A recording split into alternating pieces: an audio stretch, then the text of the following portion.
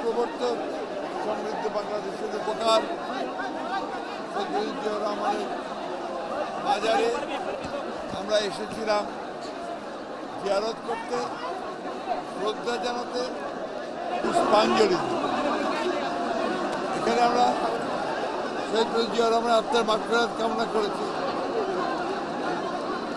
আমরা শপথ নিয়েছি আজকে ছাত্র জনতার আন্দোলনের মধ্যে দিয়ে যে বিজয় অর্জিত হয়েছে সেই বিজয়কে আমরা সঙ্গ দেব না।